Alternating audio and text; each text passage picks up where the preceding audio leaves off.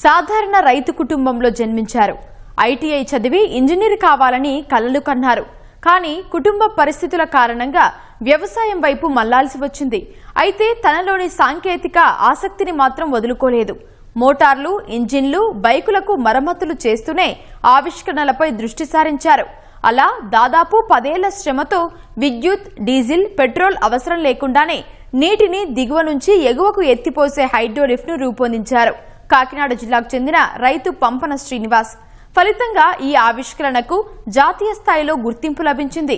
రాష్ట్రపతి ద్రౌపది ముర్ము ప్రశంసలతో పాటు కేంద్ర శాస్త్ర సాంకేతిక శాఖ మంత్రి జితేంద్ర సింగ్ చేతుల మీదుగా best grass root innovator award అందుకున్నారు. ఈ హైడ్రోలిఫ్ట్ ఎలా పనిచేస్తుంది, రైతులకు ఎలా ఉపయోగపడుతుంది, హైడ్రోలిఫ్ట్ తయారు చేయడానికి శ్రీనివాస్ ఏ విధంగా శ్రమించారు, ఈ వివరాలు ఇప్పుడు చూద్దాం.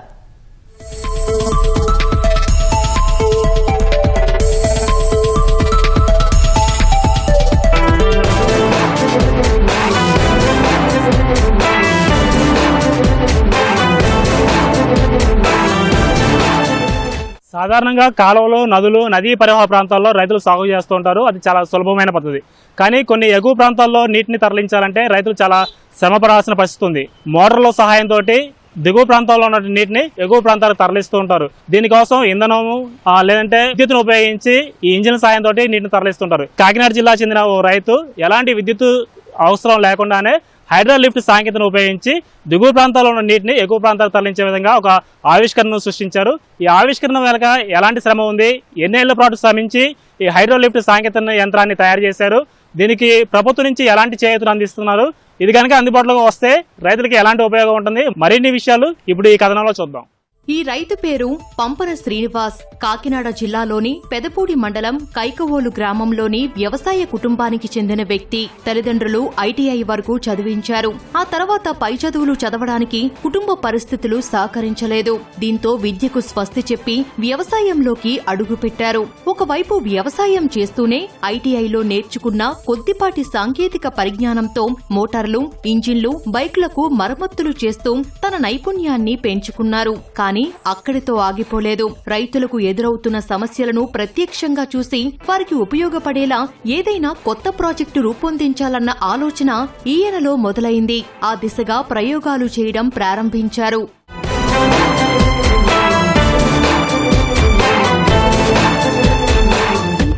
గిరిజన ప్రాంతాల్లో పర్యటించిన సమయంలో అక్కడి రైతుల కష్టాలను గమనించారు శ్రీనివాస్. దిగువ ప్రాంతాల్లో కాలువలు, వాగుల్లో నీరు పుష్కలంగా ఉన్నప్పటికీ ఆ నీరు ఎగువ ప్రాంతాలకు అందక రైతులు ఇబ్బందులు పడుతుండడాన్ని చూశారు. అలాగే కొండ ప్రాంతాల్లో సాగు, తాగునీటి కోసం ప్రజలు పడుతున్న అవస్థలు శ్రీనివాస్ ని మరింత ఆలోచింపజేశాయి. నీటిని ఎత్తిపోసేందుకు మోటార్లు ఉపయోగిస్తున్నారు. కానీ వాటికి విద్యుత్ లేదా డీజిల్, పెట్రోల్ వంటి ఇంధనాలు అవసరం.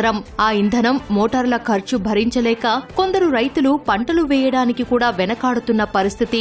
ఇలాంటి సమస్యలకు పరిష్కారం చూపాలన్న ఆలోచనతో ఇంధనం అవసరం లేకుండా నీటినే శక్తిగా ఉపయోగించి ఎగువకు ఎత్తిపోస్తే ఎలా ఉంటుందన్న ఆలోచనతో ప్రయోగాలు ప్రారంభించారు శ్రీనివాస్.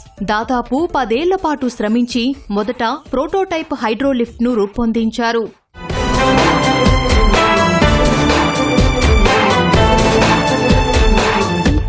ప్రోటోటైప్ హైడ్రోలిఫ్ట్ పై మరింత ప్రయోగాలు చేసేందుకు కేఎల్ విశ్వవిద్యాలయాన్ని సంప్రదించారు శ్రీనివాస్. అటల్ ఇన్నోవేషన్ మిషన్ కింద వర్సిటీ నుంచి 5 లక్షల రూపాయల వరకు ఆర్థిక సహాయం లభించింది. మరికొంత మొత్తాన్ని జోడించి ప్రయోగాన్ని ముందుకు తీసుకెళ్లారు. వేట్లపాలెంలోని ఓ స్లూయిస్ వద్ద హైడ్రోలిఫ్ట్ ప్రయోగం చేపట్టారు.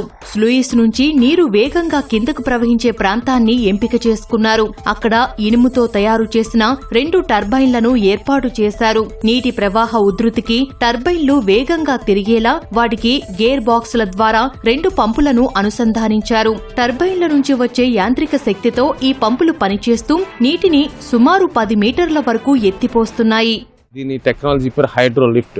ఇది ఏ విధమైనటువంటి విద్యుత్తుని ఉత్పత్తి చేయకుండా డైరెక్ట్ గా మెకానికల్ ఎనర్జీ ద్వారా వాటర్ ని 2 పంపుల్ని, అంటే ఈ హైడ్రోలిఫ్ట్ కి ఇరువైపులా 2 పంపులు ఉంటాయి. ఈ 2 పంపుల ద్వారా పైకి అప్లిఫ్ట్ అవుతుంది.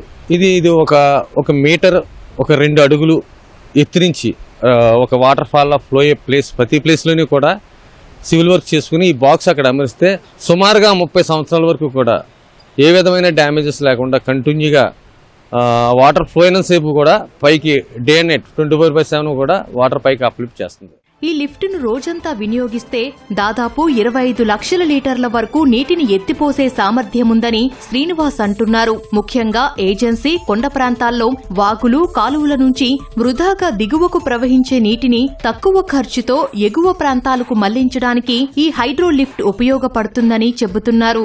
ఈ హైడ్రోలిఫ్ట్ టెక్నాలజీ అనేది నేను నా గ్రామానికి దగ్గరలో ఉన్న ఒక వేట్లపాలెం దగ్గర ఒక చెక్ డ్యామ్ దగ్గర నేను ఇన్స్టాల్ చేసుకున్నాను. దానికి కారణం ఏంటంటే ఇదే ప్రయోగాన్ని నేను ఎక్కడో గిరిజన ప్రాంతాల్లో కనుక చేయాలని ప్రయత్నిస్తే అక్కడ కొన్ని పార్ట్లు అమర్చుకోవడానికి, వెల్డింగ్లకి, ఇతర పనులకి చాలా ఖర్చుతో కూడిన పని. ఇక్కడే రోజుకి నాకు 4,000 రూపాయల మెయింటెనెన్స్ అవుతుంటుంది వర్కర్స్తో కానీ, పార్ట్స్, టైప్స్ ఆఫ్ ఎక్స్పెరిమెంట్స్లో. అంత దూరాన్ని నేను ఇక్కడ నాకు ఏజెన్సీ ప్రాంతం, నేను డెల్టా ప్రాంతంలో పుట్టిన మనిషిని, నాకు ఇక్కడ కాలువలు, చెక్ డ్యామ్లు ఉన్నాయి. అయితే ఆ ప్రాంతానికి వెళ్ళి చేయడానికి ఈ ఎక్స్పెరిమెంట్కి నా క్యాపబిలిటీ చాలదు కాబట్టి నాకు ఈ అటల్ ఇన్నోవేషన్స్, నీతి ఆయోగ్ వాళ్ళు, కేఎల్ వాళ్ళు ఇచ్చిన సహకారంతో ఇక్కడ చేయడానికి ఆ ఖర్చుల్ని నేను అధిగమించుకుని చాలా జాగ్రత్తగా నా దగ్గరలో పెట్టుకున్నాను. ఇప్పుడు ప్రస్తుతానికి ఇది సుమారుగా 3 నెలల క్రితమే ఈ ప్రాజెక్ట్ 100% క్లియర్ అయిపోయింది. దాన్ని చూడడానికి వాళ్ళు వచ్చి కొంతమంది డిపార్ట్మెంట్ వాళ్ళు వచ్చారు, చూసారు, బాగుందన్నారు. దీన్ని వేరే ప్లేస్లో ఇంప్లిమెంటేషన్ చేయాలంటే ఇది ఒక ప్రోటోటైప్ ఇక్కడ నేను దీన్ని నిర్ణయించుకున్నాను. ఇది నేను గిరిజన ప్రాంతాల్లో ఒక పీస్ని పెట్టి నేను డైలీ అక్కడికి వెళ్ళి అప్ డౌన్ చేయడానికి నాకు క్యాపబిలిటీ చాలదు. అందుకని ఇది ఇలా కూడా నీరు తీయవచ్చు, గిరిజన ప్రాంతాల వాళ్ళకి నీరు ఇవ్వచ్చు, ఒక రైతుని ఎలా ఇంప్లిమెంటేషన్ చేయడానికి ఇది ఒక సూత్రం, ఇది ఒక మార్గం అని చూపించడానికి ఇక్కడ నేను ఇన్స్టాల్ చేయడం జరిగింది సార్. శ్రీనివాస్ రూపొందించిన హైడ్రోలిఫ్ట్ ఆవిష్కరణకు జాతీయ స్థాయిలో గుర్తింపు లభించింది. దేశవ్యాప్తంగా ఎంపిక చేసిన 26 మంది గ్రాస్ రూట్ ఇన్నోవేటర్లను రాష్ట్రపతి భవన్ కు ఆహ్వానించారు. వారిలో శ్రీనివాస్ ఒకరు. హైడ్రోలిఫ్ట్ నమూనా పనితీరును రాష్ట్రపతి ద్రౌపది ముర్ముకు వివరించారు శ్రీనివాస్.